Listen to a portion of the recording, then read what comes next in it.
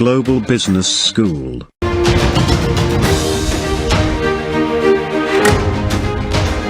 Teleconference లో TDP నేతలకి CM Chandrababu big announcement జారీ చేశారు. ఈ ఏడాది జూన్ లో నామినేటెడ్ పదవుల జాతర కొనసాగుతుందని చెప్పేశారు. ఆయన కష్టపడ్డ కార్యకర్తలను నేతల్ని గుర్తుపెట్టుకోవాలని సీఎం ఆదేశించారు. ఇక పార్టీ విజయానికి పాటుపడ్డ వారికే నామినేటెడ్ పదవుల్లో చోటు కల్పిస్తామని ముఖ్యమంత్రి చంద్రబాబు చెప్పుకొచ్చారు. ఇక వ్యవసాయ మార్కెట్ కమిటీలు, దేవాలయ కమిటీల్లో కూడా పదవులు ఆశిస్తున్న వారు క్యూబ్స్ లో ఉన్నారని, క్యూబ్స్ లో సభ్యులుగా ఉండాలి అని చెప్పి ఆయన చెప్పుకొచ్చారు. క్లస్టర్ యూనిట్ బూత్ సెక్షన్ లో సభ్యులైతేనే పదవులు ఇస్తామన్నారు. క్లస్టర్ యూనిట్ బూత్ సెషన్ లో సభ్యులైన వారికి మాత్రమే పదవులు ఇస్తామని చంద్రబాబు చెప్పుకొచ్చారు. ఇక త్వరలో 214 మార్కెట్ కమిటీలు, 1100 ట్రస్ట్ బోర్డులు నియామకాలు ఉండబోతున్నాయని చంద్రబాబు చెప్పారు. 32 మందితో త్వరలో తొలి జాబితా విడుదల చేస్తామన్నారు. 2 ఏళ్ల తర్వాత పనితీరుపైన సమీక్ష చేసిన తర్వాతే మళ్ళీ నిర్ణయాలు తీసుకుంటాం, భవిష్యత్తుకు అవకాశాలు కల్పిస్తామన్నారు. బేసిక్గా ఎవరికైనా కూడా కార్పొరేషన్ చైర్మన్ నామినేట్ పదవిని కూడా 2 సంవత్సరాల కాలానికే ఆ పదవులు ఉంటూ ఉంటాయి. అయితే 2 ఏళ్ల తర్వాత ఇంకేదైనా నిర్ణయం తీసుకోవాలంటే, మీ భవిష్యత్తు అవకాశాలు ఇవ్వాలంటే మీ యొక్క పనితీరుపైనే రిపోర్టు తయారు చేస్తామని కూడా చెప్పుకొచ్చారు. ఆయన మెంబర్షిప్ బాగా చేసిన వారికి పదవుల్లో ప్రోత్సాహం అందిస్తామని, ఇతర పార్టీల నుంచి కొత్తగా వచ్చిన వారికి అంటే ఎప్పటి నుంచో పార్టీని పట్టుకొని నేతలకు మాత్రమే ప్రోత్సహించాలని చంద్రబాబు చెప్పుకొచ్చారు. ఇచ్చిన హామీ ప్రకారం ప్రజలకి పథకాలని ఇస్తామని చెప్పి చంద్రబాబు హామీ ఇచ్చారు.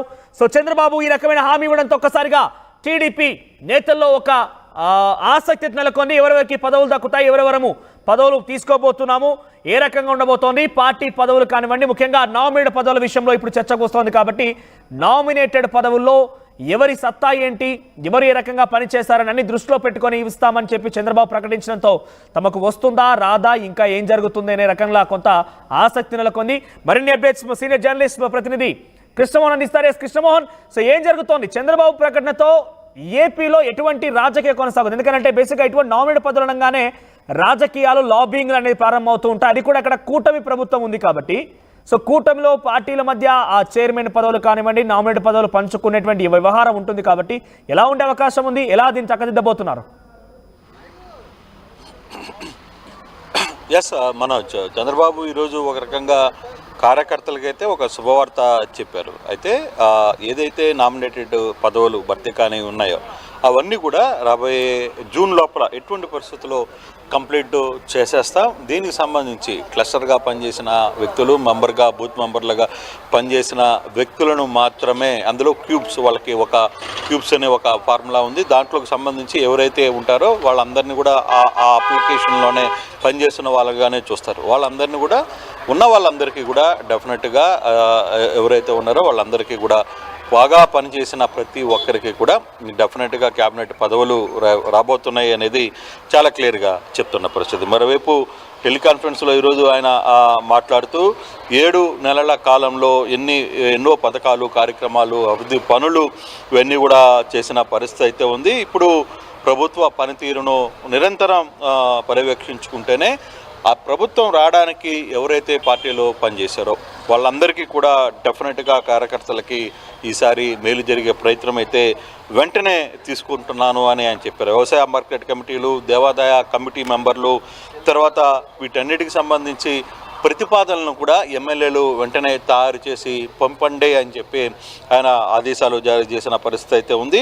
అలాగే పదవులు పొందిన ప్రతి ఒక్కరు కూడా పార్టీ స్ట్రక్చర్స్ అయిన క్లస్టర్ యూనిట్, బూత్ సెక్షన్స్లో ఉండాలి. అలాంటి వారికి పదవుల కోసం నాయకులు కూడా సిఫార్సు చేయాలి. ఇందాక మనం మాట్లాడుకుంటూనే క్యూబ్స్లో ఎవరైతే ఉంటారో, అంటే పార్టీ కోసం పనిచేసి కార్యకర్తగా మెంబర్షిప్లు తయారు చేయడంలో కానీ, పార్టీ అనౌన్స్మెంట్ చేసిన ప్రతి కార్యక్రమంలో ఎవరైతే ముందుంటారో వాళ్ళందరినీ ఎమ్మెల్యేలు ప్రతిపాదనలు పంపాలి. ఎవరంటే వాళ్ళని బయట నుంచి వచ్చి అప్పటికప్పుడు పదవులు తీసుకుంటామంటే కుదరదు అనేది ఆయన చాలా క్లియర్గా మాట్లాడిన పరిస్థితి. 214 మార్కెట్ కమిటీలు ఉన్నాయి. అలాగే 1100 ట్రస్ట్ బోర్డులు ఇంకా ఉన్నాయి. అంటే బోర్డు మెంబర్లుగా 1100 మంది ట్రస్ట్ బోర్డులు ఉన్నాయి. రానున్న రోజుల్లో ఈ నియామకాలన్నీ కూడా పూర్తి చేస్తాం. జూన్ లోపల ప్రభుత్వంలో ఉన్న అన్ని నామినేటెడ్ పదవుల్ని పూర్తి చేసే ప్రక్రియను మొదలు పెడతామనేది చంద్రబాబు చాలా క్లియర్గా పనిచేస్తున్నారు. దాంతో మెంబర్షిప్ బాగా చేసిన వారికి పదవుల్లో ప్రోత్సాహం, అంటే ప్రధానంగా పార్టీ మనుగడ కోసం, పార్టీ కోసం కష్టపడుతున్న ప్రతి ఒక్క కార్యకర్తకి ఖచ్చితంగా ఈ వ్యవహారంలో ఎవరైతే బాగా పనిచేస్తున్నారో వాళ్ళకి పూర్తి స్థాయిలో ఈ నామినేట్ పోస్టులు ఉంటాయనేది ఇప్పటికే మంత్రులు జిల్లాలో ఎమ్మెల్యేలతో కూర్చొని ఈ అంశాల మీద మీరు ఒక ప్రతిపాదనలు కూడా తయారు చేయండి అని చెప్పి ముఖ్యమంత్రి టెలికాన్ఫరెన్స్లో చెప్పిన పరిస్థితి అయితే ఉంది. ఇతర పార్టీల నుంచి నిన్న మొన్న వచ్చిన వారి కంటే ఎప్పటి నుంచో పార్టీ కోసం నమ్ముకొని ఉన్న వాళ్ళ కోసం మీరు ఈ ప్రతిపాదనలను వారి నేతల్ని ప్రోత్సహించండి అనేది చెప్తున్న పరిస్థితి. మొదటి నుంచి పార్టీని నమ్ముకున్న వారికి పదవులు దక్కేలా చూడాల్సిన బాధ్యత ఎమ్మెల్యేలకి, మంత్రులకి ఉంది. ఇప్పుడు ప్రజలకు ఏం చేస్తాం, భవిష్యత్తులో ఏదైనా ఇస్తామనే ప్రజలకు పార్టీ నేతలు వివరించాలి అనేది. పథకాలన్నీ ఇస్తున్నప్పుడు కొంతమంది అనవసరమైన రాద్ధాంతం చేస్తున్నారు. వీటన్నిటిని కూడా చూసుకోవాల్సిన పరిస్థితి అయితే ఉంది.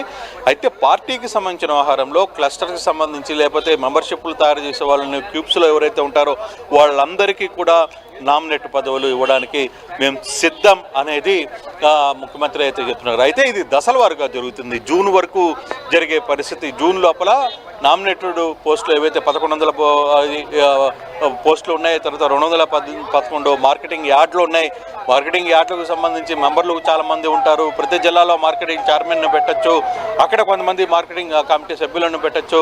అలాగే దేవాదాయంలో ట్రస్టీ బోర్డులు ఉన్నాయి, దాంట్లో 1100 ట్రస్ట్ మెంబర్లుగా ఉంటారు. వాళ్ళను కూడా తీసుకునే అవకాశం కూడా ఉంటుంది. ఆ దిశగా ముందుకు వెళ్ళండి ఎమ్మెల్యేలని. అయితే బహుశా ఈరోజు రేపట్లోనే ఒక 32 మెయిన్ పదవులకు సంబంధించి ఈరోజు జాబితా విడుదలయ్యే అవకాశం ఉంది అనేది. అంటే చైర్మన్లు, వివిధ కార్పొరేషన్ సంబంధించి ఇంకా మిగిలిన చైర్మన్స్ కూటమిలో ఉన్నటువంటి పార్టీలు ఎలా విభజించుకోబోతున్నాయి? అంటే జనసేన, బీజేపీ, టీడీపీలు ఏ రకంగా షేర్ చేసుకోబోతున్నాయి? దానికి సంబంధించి అప్డేట్స్ ఏంటి? అంటే ఇప్పటికే ఒక చర్చ జరిగిందా, ఒక కొలిక్కి వచ్చిందా వాళ్ళ వాటాలకు సంబంధించి?